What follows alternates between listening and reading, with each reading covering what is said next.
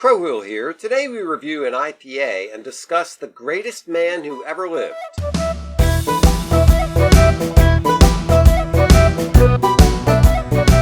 Good evening, Pigweed. And good evening, Crowhill. How about some beer and conversation? That's a great idea. So what are we drinking? This is a West Coast IPA. Okay, fantastic. I love that. Yes. So what's on your mind? So, trivia question. Okay. Who was the first president of the United States? Oh, well, George Washington. There's a dollar bill. That's what everybody says, Yeah. George Washington, right?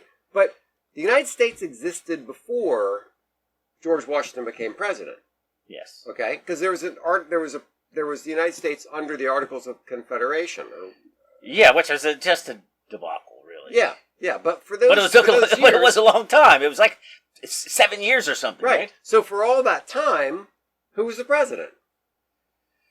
Well, they didn't have an executive branch, right? But somebody had to preside over. Somebody had to take the gavel, and call the meeting to order. So what they called them was the President of the United States in Congress assembled. Okay. So the president was actually like the head of the legislature or something. Yes. Yeah. So, right. He was like the Speaker of the House kind of a guy. Yeah. So the answer might be John Hanson. He was the first one who was elected. All right. But when the Articles of Confederation were adopted, there was already somebody in office. His name was Samuel Huntington. So it's one of these guys. Okay. For you trivia kids. That's right. If you're going to get a weird answer to that question. Don't get stumped on that. Yeah. All right. So, Iron Maiden. Iron Maiden. What do they have to do with beer? I don't know, but their Iron Maiden art is definitely on the can. Right. Trooper, I think, wasn't Trooper the name of one of their albums? Yeah, I was never an Iron Maiden guy. No, but created by Iron Maiden, and I can't find the source of. Yeah, why? How's the beer created by Iron Maiden? I don't know. I do not know. No, I wasn't either. The whole heavy metal. I think I was put off by the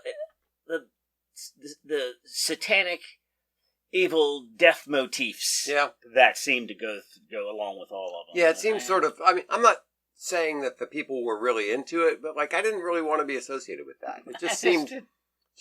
Like a little too far.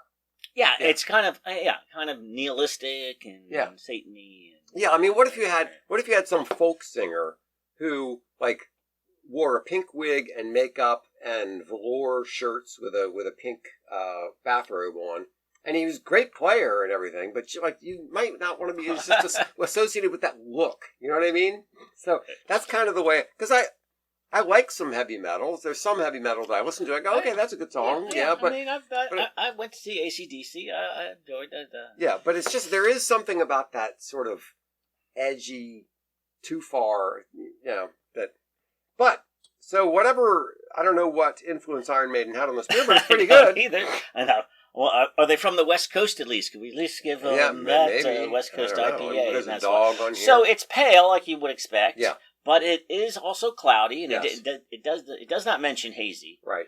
So it just says West Coast, so I would expect it to actually be clear, kind of Budweiser-y looking. Yeah, it's a little more of a hazy IPA than a West Coast IPA, which West Coast IPAs are supposed to be like water and hops, you know? Yeah, you're not going to get any real malt characteristics. But I'm getting some malt character from this. So this is more of a hazy than a West Coast. If they write it, if it said New England IPA, I'd be like, I get that. It kind of tastes that. But I like it. It's got a interesting hop flavor to it that I can't quite put my hands around. Like, what exactly is that flavor? It's got that residual stickiness. Yes, it does have a little bit of the stickiness. It's not as chewy as some hazy IPAs are, but anyway, very good. Very good. Misnamed, shouldn't be called West Coast. We have no idea what Iron Maiden has to do with it, but it's a good beer. It's a 6.6, and it's from Lagunitas, and they do no wrong. They do no wrong, and Lagunitas also seems to come in. Lagunitas and Sierra Nevada have a price point. Coming in around that $10.99, $11.99. Yeah. Everybody else is trying to make me pay $14.99 for an IPA. I know. It's silly. So, well done, Lagunitas. We have some questions, but well done. Good beer. All right, so we'll run through the George Washington timeline and pause wherever it seems suitable. Absolutely. Okay. So, so where's he born? So, February 22 in Westmoreland County, Virginia. So he's a Virginian. Yes. In 1732. All right, and his father dies when he's 11. That's rough. Yeah. And his... So how well-to-do were they? Oh, they were pretty well off. All right. Yeah, so his older half-brother, Lawrence, pretty much raised him. Okay. So he had a big relationship with him. So I watched a couple of movies about George Washington, or documentaries, or whatever you call them, and they were all kind of interesting. I also listened to a couple of podcasts about George Washington, and he did seem to seem to idolize his older brother, because he was like a father figure for him. Yeah, I'm sure.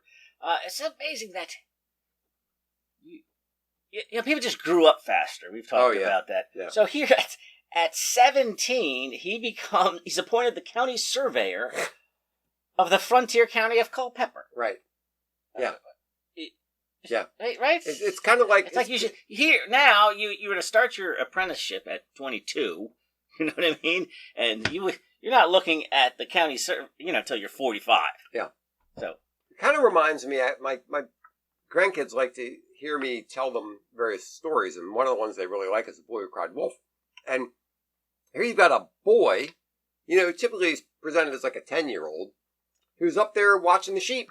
Yeah. He's got all this responsibility. Go to work. Yeah. And, here you go. He's 17, he's going out, he's a surveyor, and which was a very valuable skill, because a lot of people wanted to know. They had a land grant that said, you have all the land between this stream and this river and this whatever. Somebody's got to go out and figure that out. Right. 42 acres beginning from here to, where's the 42 acres? What does that mean? That's tough. And also that's him exploring the frontier. Right.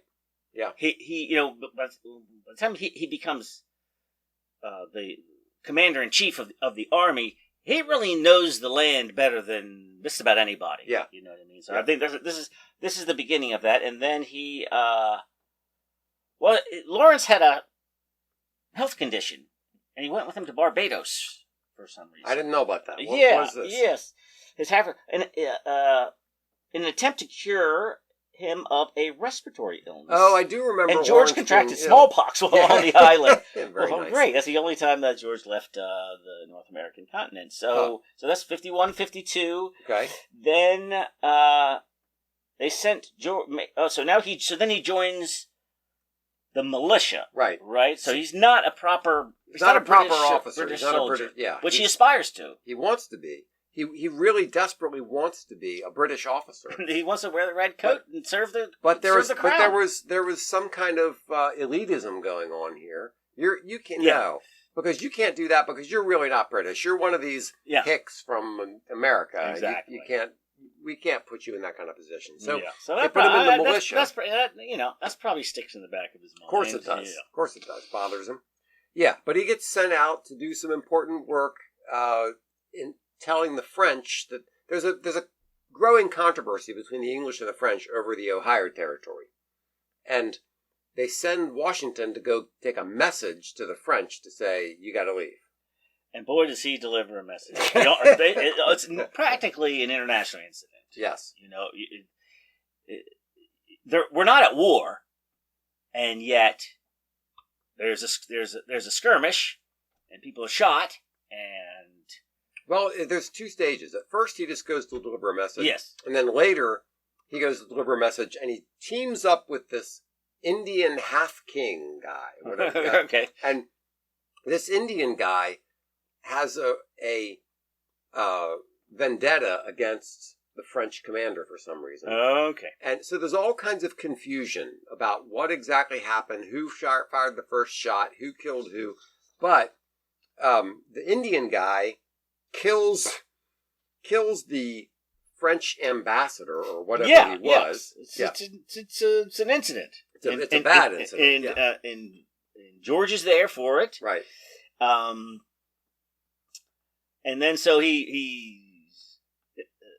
then they retreat to Fort Necessity, and then they're forced to surrender. Right. So kind of a not humiliating, a good start. not kind of at all. Not a good start. In fact, he resigns his commission, and then volunteers, this is in 1755, as a volunteer aide for General Braddock. Right. So he's not, I don't know, I mean, is he formally part of the Virginia I think he's militia still at this part? Virginia militia. Somewhere during these times when he's serving in these various roles, he gets this reputation for being like having some sort of magical aura around him. Yes. That nobody can kill him. So so when he with General Braddock, he goes out there, and then there is a genuine skirmish. Right. And yeah, he's like, he comes away, and his coat has 4 bullet holes in it, but not him. But not him. Yes. And his horse gets shot out. There's this scene in the movie that came out a little bit about Washington where a bunch of Indians come up to say, "Who is this guy? We need to talk to this guy." And they confront him and they say, "I sent my 4 best warriors to kill you, and they couldn't kill you. Like, who is this guy?" Yeah. Yeah. So there's this mythology comes right, there's up bravery and luck and right. And he was also a very large man. And a large man. Yeah. Right. So yes, so I'm sure there's somebody's been looking out for George. So there's some divine providence along the way that we'll see more of. So he comes back, and there's a Martha Custis who was recently widowed. Yeah, and George, he is an ambitious man, and he's ambitious in many ways. He wants to become a British officer. Mm-hmm. He wants to be somebody, and that's clear in his life from the beginning. Yes. And he writes his own set of rules about like how to behave in public and various. It's a very interesting document. The things that I won't adjust myself. In the presence of other people. Yeah. Other kinds of interesting rules. Well, he's a very buttoned down guy. You know what I mean? He's fully aware of his image at all times. Yes. And, we'll get to it. It's what makes him the only guy who can really take the job. So Martha Custis was an opportunity for him he wanted to marry somebody else. There was some other woman that he was sweet on, and that didn't work out. And he married Martha Custis because that was a path up for him. Yes. Now, I'm not just say he entirely married her for her money, but she was loaded. Yes. And had a son that George adopted. Mm-hmm. And then they moved to Mount Vernon. Mm-hmm. Right. And he wanted to be a planter. Apparently he started out as a tobacco farmer, but tobacco farming is harder than you might think it is. And he didn't do so great with tobacco farming, and he ended up being a wheat farmer. Okay, yeah, right. He experimented with some different techniques and some different things to try to figure out what works out. And then so during this time from 1759 to 1775, mm-hmm. he's just Farmer George, right? Yeah, he's just a farmer. He's a gentleman farmer, of course. Now, one thing that's interesting, and this ties in with the Revolution, is during this time, a lot of Americans had good relationships with the financiers in Britain who were financing their agricultural efforts. Mm-hmm. So tobacco was a big cash crop, and they had to, ship the tobacco to people in Britain who were selling it, in Britain. And the relationship between the American farmers and the British financiers was very close. Well, then something happened to British credit because there was all the money they spent on the war with the French. All right. That credit changed, and the financiers in London were like, okay, no more credit for you, American farmers, and that was part of what became some of the conflict between America and Britain. Right. Was this change in the financial relationship, and also with the French and Indian War, or I think we called it that. They called it the 7 Years' War. Right. Yeah. Was to maintain this series of garrisons, mm-hmm. separating the French and the Indians from the Brits. Yes. And that cost money. the Brits are like, running an empire ain't cheap. That's right. And so, we're going to institute a few taxes here, and we're not building King George a new castle with this money. Yeah. This is the money to finance your war for that. It was not.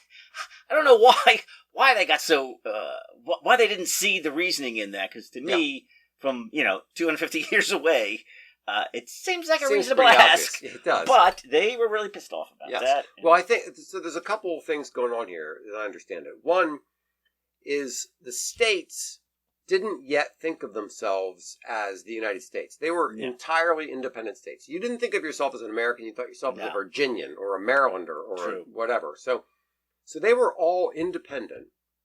Also, they had, over a couple hundred years, developed local authority where they felt as if they were the authorities. They were the ones who were making the rules and making everything work. And they felt like, who are you guys? Like, we're doing all the work here. We're making the laws. We're making the roads. We're making everything function. And you're just coming in and messing with us. I mean, we're paying taxes, but we're paying local taxes to local people who are making local decisions. Right. So now you're just coming in with your imperial claims and your fancy feathers in your hat, and you're saying, no, you're going to do this. And they're like, no, wait a minute, that's our decision. Right. Yeah. And so here you are, so like we said, 1775. Now you have Concord and Lexington. Right. And they say, at the end of that year, they're like, maybe we need, instead of a group of individual states with their well-regulated militias. Yeah. So it was understood that you guys got to protect yourselves. Yes. Right? And so people got together regularly and trained and now, did they keep their weapons in their homes, or did they keep them in an armory? Generally speaking, they had weapons at home. I saw it. We were visiting Jamestown or something, and there was a church, and there was something about, like, everybody, all the men were required to bring their weapons with them to church. Okay. Because, here they are all gathered together. It's a good place for somebody to attack. What do you know? So the Brits are going, this is just a lesson to all you tyrants out there, or a lesson from all you tyrants out there, that they said, the Brits were like, let's just see how many guns and how many weapons you guys have. That was right? That was. That's Paul Revere is riding down, going, British are coming, because that's what they're doing. They're going to check up and see who owns what. Yeah, it was a General Gage, but somebody in Boston heard about this collection of weapons that they had in Boston, and that shot heard around the world was when they were going to investigate, their armory. Yeah. And they were going to confiscate these guns because they didn't want them having these guns. That's what tyrants do. That's right. So that's Cuba, Russia, wherever, everywhere else. That's when you have the first actual battle. Is when they're going to confiscate the So weapons. they say, we need a guy, and then George shows up at the Continental Congress in a uniform he hasn't worn in 20 years, saying, George Washington, Colonel George Washington. Reporting for duty. Reporting for duty. I mean... And he's a big guy. And a big, imposing guy, and, had a fine reputation, and, he's a Virginian and everything. And he was the representative for... So lame. Yeah. But, they were swayed by it, and they're like, I guess he probably should be the guy. I know one other thing is, this is very much a New Englandy revolution. Yeah. And having some, they really wanted somebody from Virginia. Exactly. Because in the 1774 meeting, Continental Congress, George Washington represented Virginia. Mm-hmm. So having Washington as the guy to run the army was a good move, because Virginia was by far the biggest and richest colony. Right. I think our first 5 presidents are Virginians. That's right. Yeah. So Virginia was it was the center of America in more ways than one. And so having somebody from Virginia was really important. And having this great, big, imposing guy who had military experience kind of made some sense. And the reputation that he had for being an honorable man, you know what I mean? He wasn't like a military genius, but a bit of a blowhard or whatever. That quality. So are we doing the war now? Yeah, well, let's talk about that quality for a minute, because Yeah, well, that's he had a gravitas about him. gravitas. He wanted to present himself in a certain way. He had rules about the way he displayed himself in public.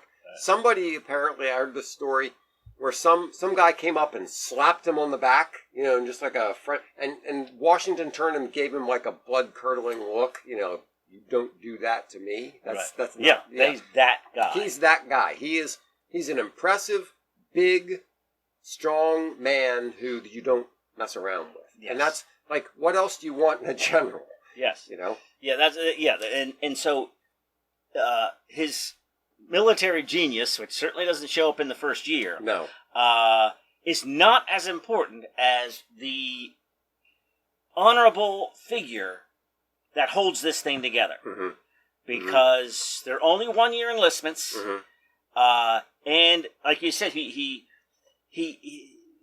the soldiers, the South Carolinians don't really think they've got much in common with the Massachusetts. Why are we fighting for those guys? Why are we fighting for the New Jersey guys? You needed that guy to bang heads a little bit and say, and to impress upon them the Americanness. Yes. Like you said, everybody thinks of themselves. That was Ben Franklin's big contribution also, after spending so much time in France and England, of thinking of himself and the colonists as Americans, and not individuals, and not states. As Pennsylvanians or whatever. Yeah. Right. So,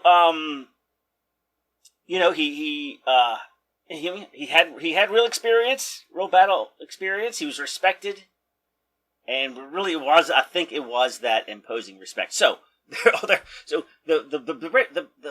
Brits are like, all right, this is ridiculous. All right, we are. Who are these ragtag people? Let's just crush this thing and get it over with. And they land in, I guess, what's now Long Island or Brooklyn or whatever. And here's George's divine providence.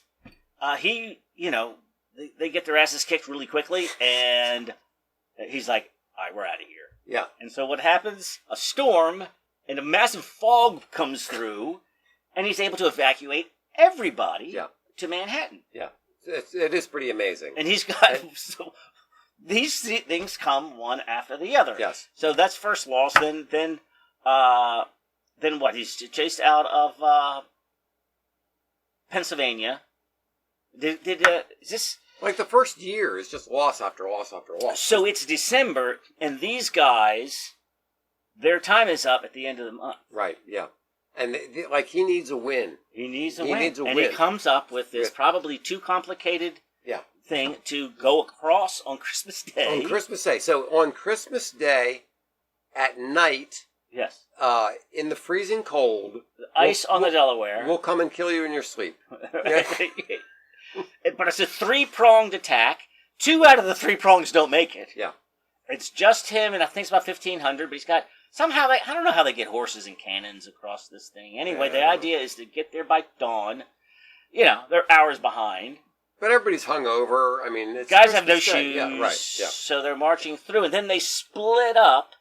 Of course, there's no communication, so once you split up, you're just hoping that the other guy is going to be there when you synchronize our watches. No, right? So you can't do that. No, you can't send a signal. It's how they conducted war in those days is such a mystery to me. Like, how did you tell that group of 2,000 men 5 miles that way? Right. Now, if you're on the same battlefield, I'm sure there's some trumpets and stuff that you could hear within a couple hundred yards. You'd send couriers, of course, but there's so much confusion. It's not like you can pick up the walkie-talkie and say, okay, I want you to move that way. So, boom, it's like 45 minutes.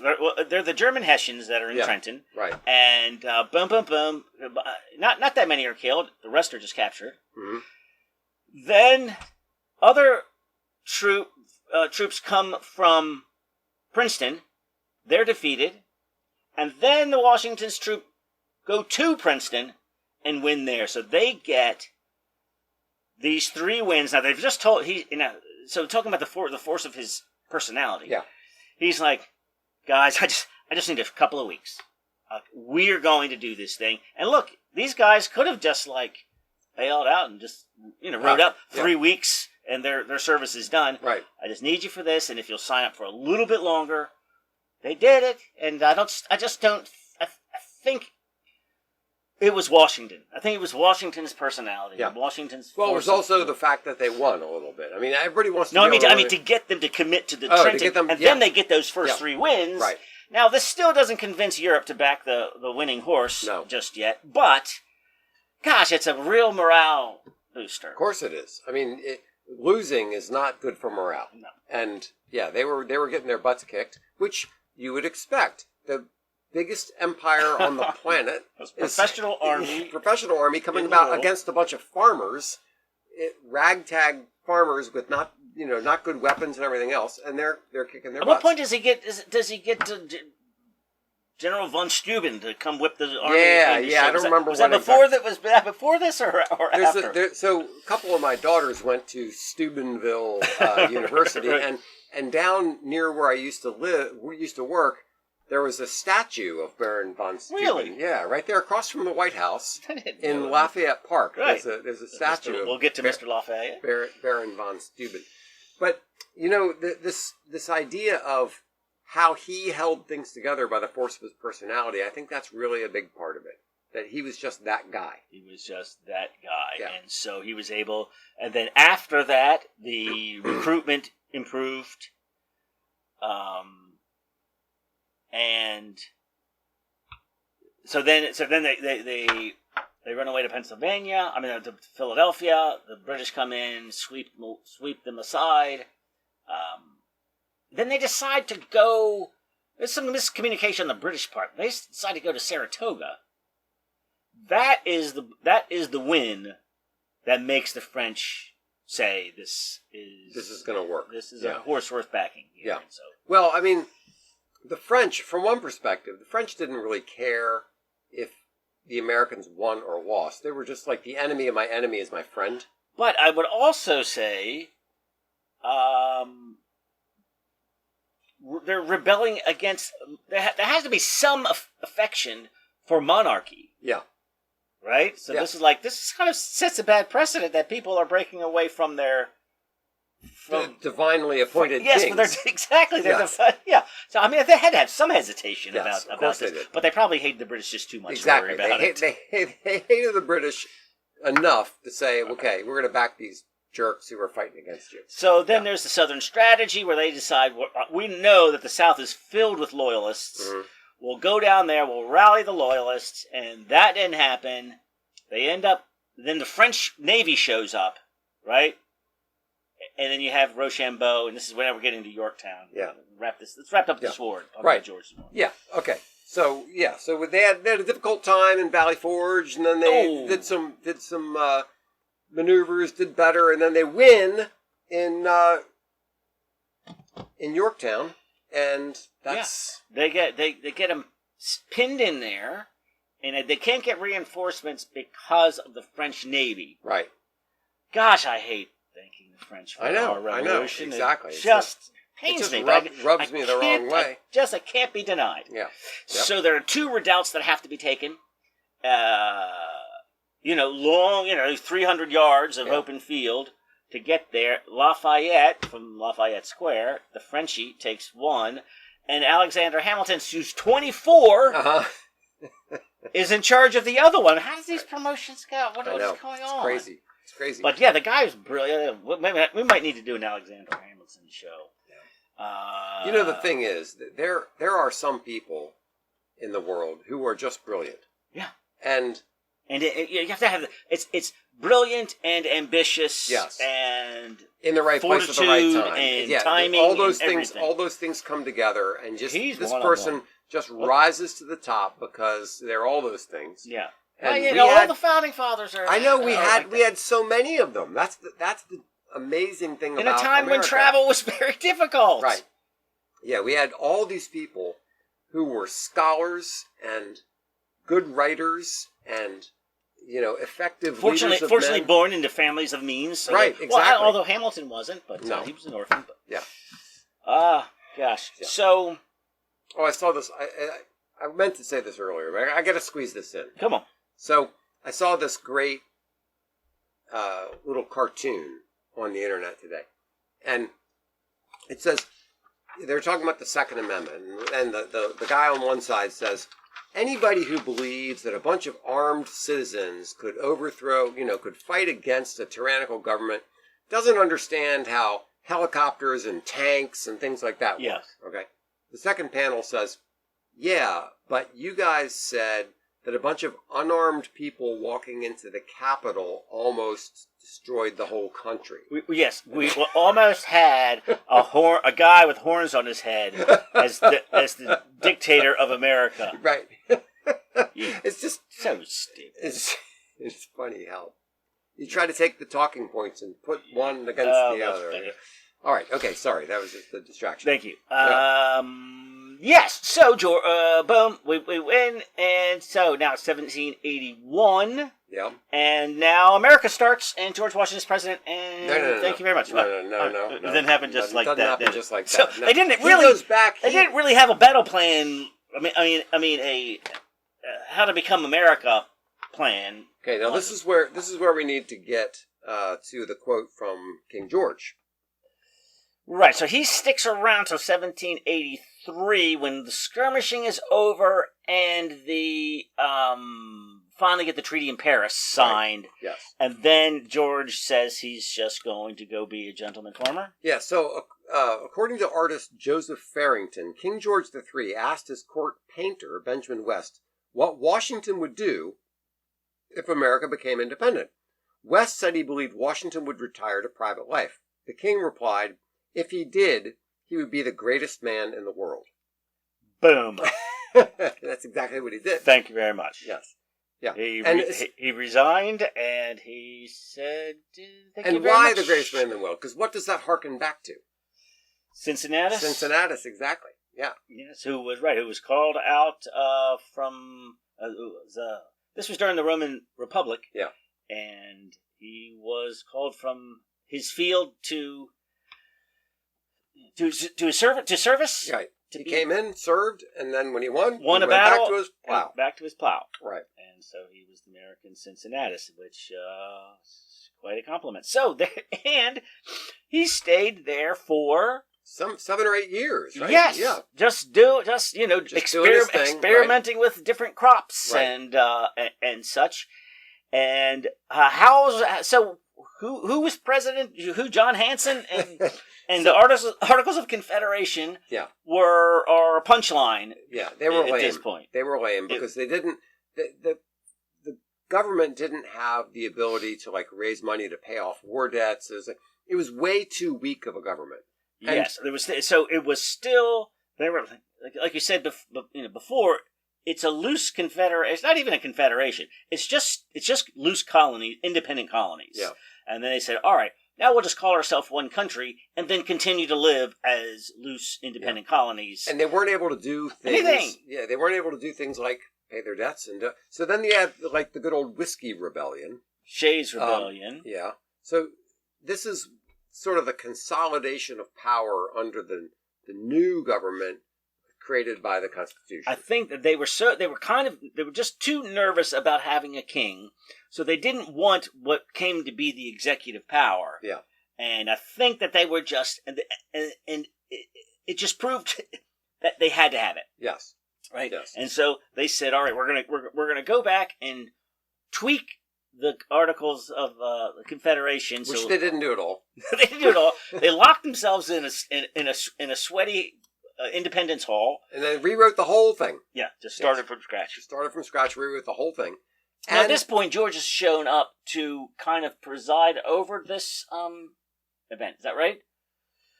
Yeah, he presides over in 1787. He presides over the Constitutional Convention. Right.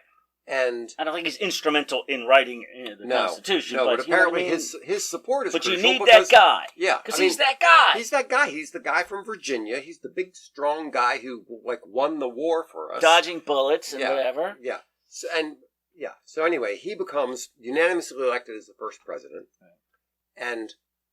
And then has to deal with kind of consolidating power. What does it mean to be a president? Right. He established the concept of resigning after 2 terms, which wasn't a rule at first. It was just like an Till expectation. FDR Till FDR pushed yeah. it too far, Right. and he said we got to do something. So I went to Philadelphia last weekend and to the American Revolution Museum, Yeah. and in there was George Washington's war tent. Okay. And it was a very nice presentation. I Yeah. mean, it was really impressive. Yeah. And very interesting, and it's oval shaped. Okay. Does that remind you of anything? Oval Office, maybe? Yes. Yeah. But the only thing what I'm bringing up is he stayed in the field the entire 8 years. Now, I'm sure the tent was a little more cushy than the average person's tent, but he didn't stay in the wealthiest man in town's house. Right.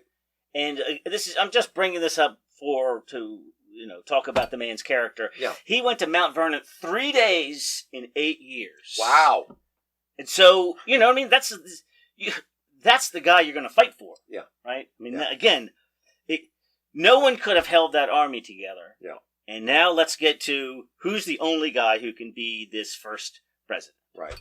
So they, he did that, and I guess they rewrite this new thing. We're going to have this executive order guy and, this executive branch, and he's going to be called president, which they kind of discuss going, president? Croquet clubs have presidents. That's not, it's just not a very impressive name. Did they have croquet back then?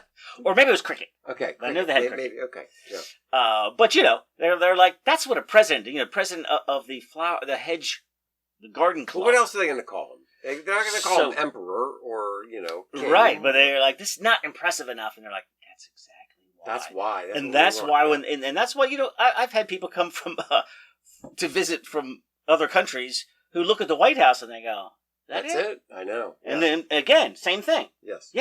It's not a castle. No. He's not an emperor. Yeah. That is the daggone point. I mean, it's an impressive. The White House is a nice place, but it's not Versailles. It's not. Yeah, it's not Versailles. I mean, there are houses in Potomac that are bigger. Yeah, I know exactly. There are houses in PG County that are bigger than the White House. Right. If you take out the the west business parts of it, just look at the living quarters. I know it's just not that big of a thing. It's really not. So where are we? George is now he's unanimously, obviously, elected president, and he doesn't want to do it. He really, which makes me think. That might be the greatest quality for anybody running for president. Every president should have to be drafted in, because any man who really, really, really wants to be president. Anybody who wants to be president should, by that, be disqualified for the position. And that's pretty much what George was. Exactly. He was just like, I don't want this. And they're like, George. Sorry, you got to do it. Nobody else can do this. Now let's get back. This brings me back to the concept of citizenship. Yeah. And what that was supposed to mean in the context of like a Republican system of government. Yeah. The idea of citizenship is that you give up some of your rights for the common good. Yeah. And that you are willing to, you don't only, a lot of times Americans think of themselves as having rights, but they don't think of themselves as having responsibilities. Yeah. And the concept of a citizen, you have rights and responsibilities. You have a right to this, that, and the other thing, but you also have a responsibility to fight, to defend your town, to do things that are in the citizenship common involves interest. duty. Exactly. So this whole idea that Washington was raised and steeped in was being a citizen meant, yes, I have rights as owner of my farm and whatnot, but I also have a duty to act for the common good, to act in their defense, to do different things, to sacrifice my own interests for the good of the community. He much would have rather been a farmer back in Mount Vernon. Yes, but he said, no, okay, I will serve. And that's the kind of quality that you want. And he presided over the first transfer of power. Yes, the first peaceful transfer of power from one president to the next, and that's just amazing. Yeah, the world had never seen anything like that. No, up to that point. No, and at the Revolution Museum, they showed this cascade of this was the section on the Declaration of Independence of the inspiration and people just all over the world just grabbing full chunks of the Declaration of Independence for their declaration. Wow. It was the most important document that just reverberated around the world. Yeah. In country after country after country, declaring, you know what? That's a great idea. We need some of that too. And it echoed around the world. That's a little nod to old Mr. Jefferson. Wouldn't it be nice if our politicians today had that kind of respect and reverence for... Or if they thought that that serving in Congress was a sacrifice and not a get-rich-quick scheme. Right. That would be nice. That'd be nice too. It was all about service. Yeah. Anyway, so George also also have another. I have a quote that would be very welcome today. George didn't, or nor any of these people thought that what we need in the future is a multicultural paradise. Okay. All they were concerned about was, can we get people from Georgia and Massachusetts to get along? Sure. So George said, the more homogeneous our citizens can be made in these particulars, meaning principles, opinions, values, and manners, the greater will be our prospect of permanent union. There you go. Yes. Thank you, George. Visionary, soldier, the greatest man who ever lived. Greatest man. Cheers.